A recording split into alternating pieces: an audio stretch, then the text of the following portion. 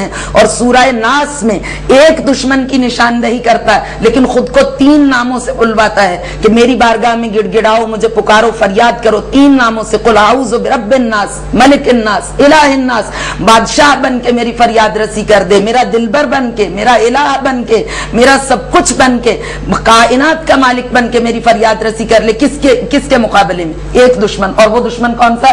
جو آپ کے اندر چھپا ہوا۔ ہمیں کسی خارجی دشمن سے خطرہ نہیں ہے۔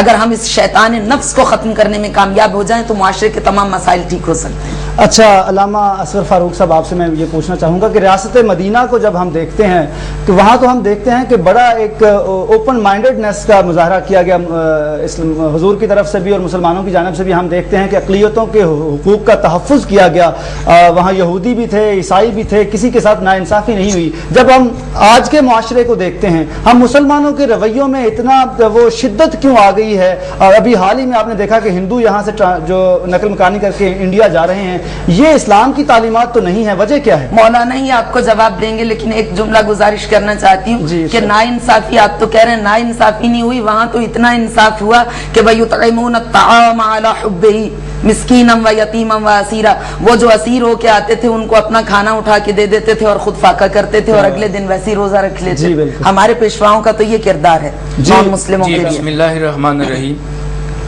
الیوم اکملت لکم دینکم واتممت علیکم نعمتی ورضیت لکم الاسلام دینا۔ اصل بنیادی بات جو ہے یہ اگر آپ دیکھیں کہ سب سے پہلے بات میں نے یہ جو پہلے بھی گزارش کی ہے کہ جب یہ آپ نے مدینہ کی ریاست کی بات کی ہے کہ یہ جو ابھی حجۃ الوداع کی بھی جو آپ نے بات کی ہے، حجۃ الوداع کا جو خطبہ آپ صلی اللہ علیہ وسلم نے جو ارشاد فرمایا، ابھی آپ مدینہ منورہ کی طرف رواں دواں تھے کہ راستے میں یہ آیت مبارکہ جو ہے وہ نازل ہوئی ہے کہ اس میں اللہ تعالیٰ فرماتے ہیں کہ ہم نے تمہارے لیے دین کو مکمل کر دیا اور جتنی نعمتیں تھیں اللہ نے وہ بھی تمہارے اوپر پوری کر دی ہوئی ہیں۔ اب اگر آپ غور فرمائیں کہ اگر اس آیت مبارکہ کے نازل ہونے سے پہلے والی جو روایات یا پہلی جو والی جو سنتیں یا پہلے والا جو دین یا اسلام جو تھا اگر تو اس کے پاس ہے تو پھر تو وہ سمجھے کہ وہ ٹھیک ہے، لیکن اس کے بعد اگر وہ سمجھے کہ بہت ساری تبدیلیاں اس کے اندر آ گئیں یا بہت ساری نئی چیزیں انہوں نے اپنے اندر پیدا کر لی ہوئی ہیں تو وہ یہ سمجھ لے کہ جو اصل اسلام جو تھا اس کے ان کے ساتھ رشتہ ان کا کمزور ہو گیا۔ رویے ہمارے متشدد کیوں ہو گئے؟ اسی لیے رویے متشدد ہوئے کہ جب ہم اپنی اصل سے ہٹ گئے اور پھر اس کے بعد ہمارے جب لائنیں بن گئیں یا اپنے ایک فرقے بن گئے یا ہم نے گروہ تشکیل دے لیے یا پھر اپنے الگ الگ مکتب فکر جب ہم نے تشکیل دے لیے تو اب ظاہر بات ہے کہ وہ اسلام تو ایک ہے، اسلام 4-5 تو نہیں ہے۔ علامہ صاحب مکتبہ فکر جب علیحدہ بھی ہوں گے، مکاتب فکر تو گنجائش مکالمے کی ہو نا، بولی سے تو گزارش کروں گا کہ جب گروہ بن گئے نا اب پھر بات تو اصل سپورٹ کرنے والی تھی اسلام کو یا اصل سپورٹ کرنے والی بات تھی اللہ تعالیٰ کے احکامات کو، اس کے رسول کے احکامات کو۔ جب لوگوں نے اپنے آپ کو یا اپنی یعنی جو نظریات جو فکر جو تھی اس کو سپورٹ کرنا شروع کر دی تو ان کے اندر آٹومیٹکلی ایک تشدد کی جو نا ایک رویہ جو ہے وہ پیدا ہو گیا، جبکہ دیکھیں متشددانہ رویے یا یہ انتہا پسندی جو ہے یا یہ کہ دوسرے کو یہ عدم برداشت کا رویہ جو اختیار کرنا جو ہے، جبکہ ہمارے پیغمبر صلی اللہ علیہ وسلم تو ٹالرنس سے بھرے ہوئے ہیں۔ آپ صلی اللہ علیہ وسلم تو اپنے ہیں، آپ صلی اللہ علیہ وسلم تو دشمن کو بھی معاف کر دیتے تھے۔ طائف کا واقعہ آپ کے سامنے ہے، ان کے لیے بھی دعا کے لیے ہاتھ اٹھاتے ہیں، یعنی بہت جب آپ نے جنگیں بھی کی، آپ ذرا غور فرمائیں نا کہ اسلام کے نے جب جنگیں بھی ہوئی ہیں رسالت آپ صلی اللہ علیہ وسلم کے زمانے میں تو آپ نے اس میں بھی ایک اصولوں کے مطابق کفار کے ساتھ جنگ کی ہے، یہ نہیں کہ ان کے بچے مار دیے۔ اچھا سلمان علی نیر صاحب آپ یہ بتائیے کہ اب کیسے ہم اس سارے جو ہمارے مسائل ہیں ان کا حل کیسے ڈھونڈا جا سکتا ہے؟ سب سے پہلی بات تو یہ ہے کہ پاکستان کی سرزمین پر ایسے انسٹیٹیوٹ قائم کرنے چاہیے ہماری حکومت کو کہ جہاں ہمیں بیسک تعلیم جو ہے ہمارے اسلام کے متعلق دی جائے۔ سب سے پہلی میں نے بات اہم ترین جو نقطے پہلے بیان کیے تھے کہ نہ ہی تو ہمیں اسلام کا معلوم ہے، اگر ہم سے کوئی اسلام کی ڈیفینیشن اور معنی پوچھے تو ہمیں پتہ ہی نہیں اسلام کیا ہے۔ لفظ دین جو ہم بعض لوگ جو 5 نمازیں پڑھتے ہیں وہ مالک یوم الدین کہتے ہیں، لیکن لفظ دین کا ان کو معنی علم نہیں ہے کہ لفظ دین کیا ہے۔ لفظ مسلم ہم کو پوچھ رہے جی آپ کون ہیں، آئی ایم مسلم، انا مسلم، عربی کے اندر بھی مسلم لفظ استعمال ہوتا ہے، انگلش ورڈ میں بھی مسلم کہا جاتا ہے، لیکن وہ کہتی مجھے مسلم کا معنی بتاؤ، ہمیں مسلم کا پتہ نہیں ہے۔ تو جو پہلی میں نے باتیں دہرائی ہیں وہ دوبارہ ذرا میں عوام کے سامنے دہرا دوں کہ do I really believe that Quran is the word of God? ہمیں تو یہ یقین ہی نہیں ہے۔ سب سے بڑی بات یہ ہے کہ علماء کو یا مشائخ کو یا مولوی حضرات کو نامینیٹ کرنا، نامزد کرنا، لیکن سب سے بڑی بات تو یہ ہے پاکستان کے حکمرانوں کا یہ فرض بنتا ہے کہ وہ پاکستان کی سرزمین پر ایسے ادارے قائم کریں جہاں ہماری مذہبی زبان عربک لینگویج بھی پڑھائی جائے, جہاں ہمیں اپنے مذہب کی زبان کا علم بھی ہونا چاہیے. قومی زبان کہی جاتی ہے اردو, تو مجھے مسکراہٹ آتی ہے کہ اردو کا بھی ہمیں علم نہیں ہے. جو ہمیں اردو کرتا ہے وہ بیوقوف تو نہیں ہوتا, لیکن بعض لوگوں کو اردو بولنے نہیں آتی. تو یہ عالم ہے پاکستان کا کہ علم کا سب سے زیادہ فقدان ہے. اور جہاں تک ٹالرنس کی بات ہے تو tolerance means to bear pain اور ہارڈشپ ود پیشنس, کہ عفو درگزر کا تو معنی یہ ہے کہ دکھ درد اور تکالیف کو جو ہے صبر کے ساتھ برداشت کرنا.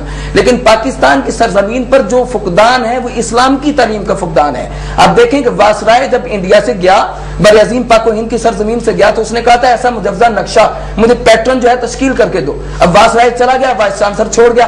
پاکستان کا تو نصابی پیٹرن ہی اسلام کے مطابق نہیں ہے. اگر پاکستان کی سرزمین پر دیکھیں قانونی اسلام کے مطابق نہیں ہے تو لوگوں میں یہ تشدد, یہ شدت پیدا ہوگی. لیکن وہ پروفیسر صاحب کون سا اسلام, جب اسلام کی بات آتی ہے تو پھر آپ لوگ ہی متفق نہیں ہوں گے. دیکھیں سب سے بڑی بات ہے, دو چیزیں ہیں. سب سے اہم ترین نقطہ آپ یاد رکھیں کہ پاکستان کو قول لا الہ الا اللہ کی بنیاد پر بنایا گیا.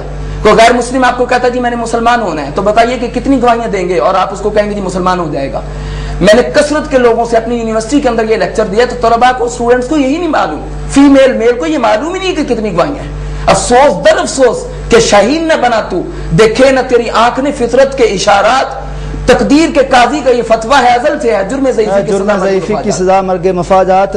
جی خانم طیبہ بخاری صاحب, آپ سے میں یہ پوچھنا چاہوں گا کہ من حیث القوم امت مسلمہ کی بات کرتے ہیں, پاکستان سے بھی ذرا باہر نکل کے دیکھیے کہ ہم اتنے وسائل رکھنے کے باوجود, ہمارے پاس اتنی مین پار بھی ہے, سب کچھ ہے, لیکن ہم کہاں پہ آ کے بھٹک گئے ہیں کہ ہم ذلیل و رسوا ہیں پورے اس زمانے میں. دیکھیے بات یہ ہے, حکمران تو اور بھی بہت سے کام ہیں جو نہیں کر رہے ہیں, جی یہ بھی نہیں کر رہے.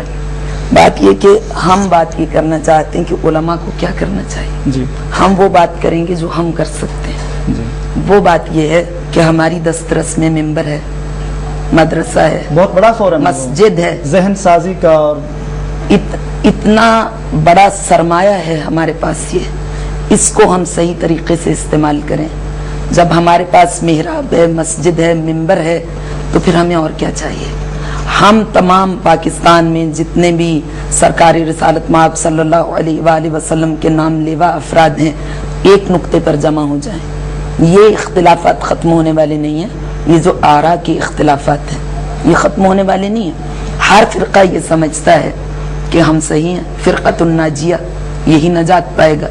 ان کی برین واشنگ کرنا یہ آپ کے اختیار میں نہیں ہے, لیکن ایک چیز ہمارے سب کے اختیار میں ہے, اور وہ یہ ہے کہ سب کو اسلام اور پھر انسانیت کے نام پر جمع کیا جائے, جو کہ اسلام کی تعلیمات کا بنیادی ایک اصول ہے کہ انسانیت اور سلامتی, پیغام سلامتی. کسی کا کوئی بھی عقیدہ ہے, جب تک وہ آپ کے عقائد کو نقصان نہیں پہنچاتا, جب تک وہ آپ پہ کفر کے فتوے نہیں لگاتا, جب تک وہ تلوار سے آپ کا گلا نہیں کاٹتا, اس وقت تک آپ کو اس کے تمام ضروریات کا خیال رکھنا چاہیے اور اس کے ساتھ ایک بہترین انسان کے طور پر پیش آنا چاہیے, ایک پرامن شہری بن کے, ایک ہمدرد انسان بن کے, ایک اچھے مسلمان بن کے.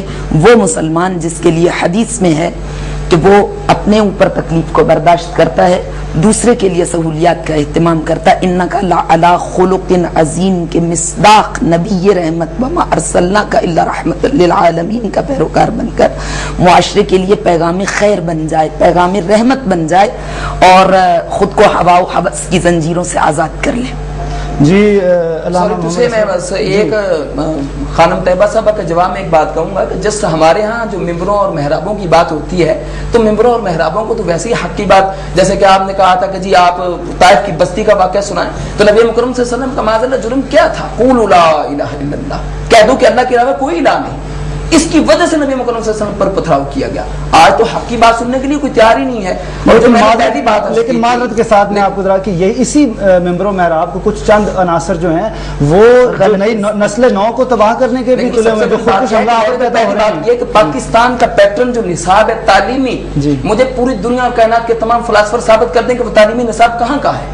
اسلامک نظام ہی نہیں ہے ہمارے پاکستان کے اندر, اسلامک تعلیم ہی نہیں ہے. اسلامی نظام تو طالبان بھی, حضور وہ تو طالبان بھی اسی کا نام لیتے ہیں. اسلامی نظام کون سا ہے؟ اسلامی نظام طالبان کی بات نہیں ہو رہی, लेकिन पाकिस्तान की सरजमीन पर सबसे आम तरीन बात है कि एक नुक्ते का इल्म नहीं होता बात सियासतदान को, लेकिन वो खड़े होते हैं उलमा पर बात करने के लिए। सबसे बड़ी बात यह है कि कुरान ही इंसान के मुतालिक बताता है, टोटल प्रोसीजर कुरान के अंदर इंसान के मुतालिक है कि इंसान अदम से मार्ज वजूद में कैसे आया, उसके आने की वजह और सबब। मैं इन्हीं की बात को थोड़ा सा आगे बढ़ाना चाहता हूँ। इसी तरह मोहतरम खानम साहबा की बात जो है उसमें भी एक बड़ा वजन है, लेकिन एक बात ये है कि मैं इसकी आपको एक सऊदी अरब की या मुत्तहिदा अरब अमारात की जो मिसाल देता हूँ कि वहाँ पर भी मज़हब है, वहाँ पर भी इस्लाम है, या ये समझ लें कि मुख्तलिफ मकातब फ़िक्र के लोग वहाँ पर भी हैं, या मुख्तलिफ जो कायद रखने वाले लोग जो हैं वहाँ पर भी हैं, लेकिन वहाँ पर क्या है कि हुकूमत की एक चेक लिस्ट मौजूद है, वो किसी को जो है वो ये इस तरह इंतहा पसंदी फैलाने की या फिरकाबंदी फैलाने की या एक दूसरे पर तबर्राबाजी करने की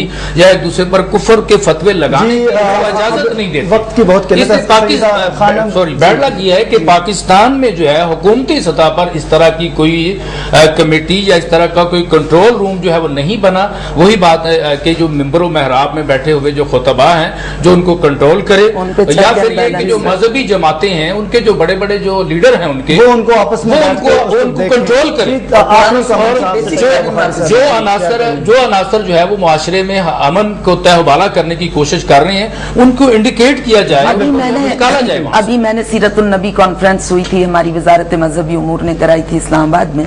मैंने उनके सामने भी ये तजवीज़ रखी थी कि हुकूमत की ये जिम्मेदारी है कि तमाम मकातिब फ़िक्र इस्लामी से ताल्लुक़ रखने वाले उलमा को एक साथ बैठने के मौक़े फराहम किए जाएँ हुकूमती सतह पर, ताकि उनके इख्तिलाफ़ात को ख़त्म करके उनमें इत्तेहाद और उनको यूनाइट किया जाए, उनमें इत्तेहाद और इत्तेफाक पैदा किया जाए। तो ये एक बहुत अच्छी तजवीज़ है और मैं इनकी बात से इत्तेफाक करती हूँ। जी, इसके अलावा भी एक और बात है, मैं इसमें इजाफा करना चाह रहा हूँ कि जिस तरह देखिए ये फोरम है हमारा जो है, अब इसमें हम लोग जो है अगरचे मुख्तलिफ मकातब फ़िक्र से ताल्लुक़ रखते हैं, लेकिन एक जगह फोरम पे बैठ के हम बात कर रहे हैं, गोया ये भी एक हमारे अंदर इस तरह जो हमारे मज़ाहब या मुख्तलिफ जमातें पाकिस्तान के अंदर जो हैं उनको भी चाहिए कि हमारे जो मुश्तरकात हैं जिनको उनको हाईलाइट किया जाए।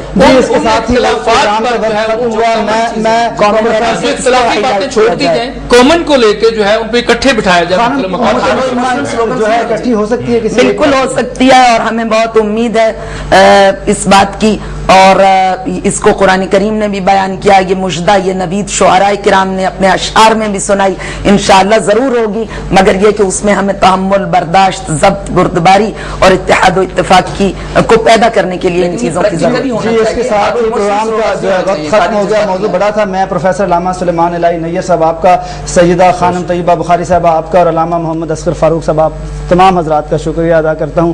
नाजरीन, तय ये हुआ कि जो मुसलमान हैं वो नाजरीन जो मुसलमान हैं वो अपना खोया हुआ मुकाम दोबारा हासिल कर सकते हैं। सिर्फ ज़रूरत इस अमर की है कि वो अपने फ़रोई इख्तिलाफ़ात भुलाकर एक जगह पे बैठें, आपस में बातचीत करें, मुकालमे की गुंजाइश निकालें, ताकि हम जो अपने असलाफ की जो अज़मत रफ्ता है, खोई हुई अज़मत रफ्ता, दोबारा उसको पा सकें। नाजरीन, इसके साथ ही इखलाक अहमद को दीजिए इजाज़त। अल्लाह हाफिज़।